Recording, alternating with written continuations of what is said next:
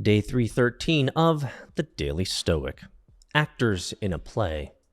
Quote, remember that you are an actor in a play, playing a character according to the will of the playwright. If a short play, then it's short. If long, long. If he wishes you to play the beggar, play even that role well, just as you would if you were a cripple, a honcho, or an everyday person. For this is your duty, to perform well the character assigned to you. That selection belongs to another. Epictetus Enchiridion 17. Marcus Aurelius didn't want to be an emperor. He wasn't a politician who sought office, and he wasn't a true heir to the throne.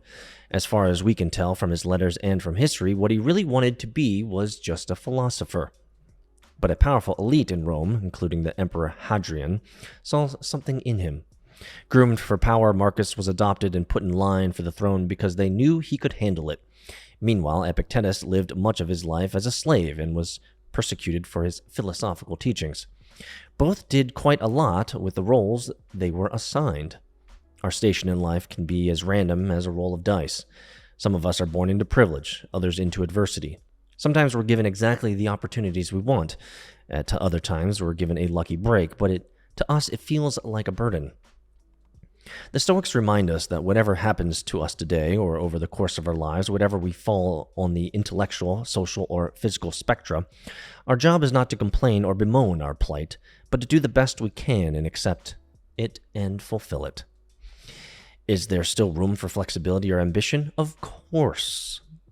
The history of the stage is littered with stories of bit parts that turned into starring roles and indelible characters that were expanded into future adaptations. But even this begins with the acceptance and understanding, and a desire to excel at what we have been assigned. I like this. I like this for two reasons. Because in this particular passage, day 313 of the Daily Stoic, thanks for hanging out with me, guys, what I like is two things in this. Number one, you are put in a station in life. You didn't choose it. I didn't choose it. We just ended up being here. We were born, after all. Some of us were born into privilege. Some of us were born into poverty. Some of us, most of us, were probably born somewhere in between. But regardless of your station in life, you couldn't choose it. You couldn't choose the start path. You couldn't choose the booster pack early in life and get leveled up earlier and faster. You were constrained. Understood. Peace. Everyone's start point is different. And so for me, what I love about that is we're all on a even playing field. That's the way that I see it. I don't actually see someone who is put into the environment of privilege versus a person who is put into an environment of poverty. I don't see one being better, frankly, than the other. And the reason is because it's clear. You can squander a great start. Many people have. And maybe, just maybe, you were born into privilege, which in many cases just means money. But maybe the parents are terrible people. Look. I'm not going to argue the detailed nuances of privilege versus poverty. At the end of the day, the individual who was born, whether they're privilege or poverty in my mind, has the exact same chances of success in the real world. And the reason is because that person if they truly take on personal responsibility for self, then you can live an amazingly rewarding life in poverty or privilege. You can also live a terrible life in poverty or privilege. You see, what makes a man, what makes a woman, in my eyes, is not what they have, what they can earn.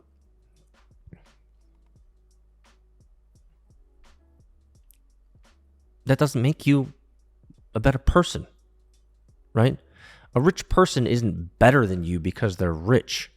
In most cases, a rich person is better than you because they work harder than you. Right? So, like It's effort. And but don't be deceived. Like, success doesn't mean money and wealth. Success, as I've defined before, is a progressive realization of a worthy goal, and that you are living out fully your station in life to its fullest, day in, day out. All of us have 24 hours. That much is equal. And like Holiday says here, is let's get to it. Where is it? Is there still room for flexibility or ambition? Of course. You can always improve your station in life, but that's on you. That's on your resourcefulness. That's on your work ethic. That's on you. So for me, I really don't see it to be of amazing advantage to be born in privilege versus poverty. And maybe, just maybe, it's because I was born into poverty. And maybe that just biases everything that I say.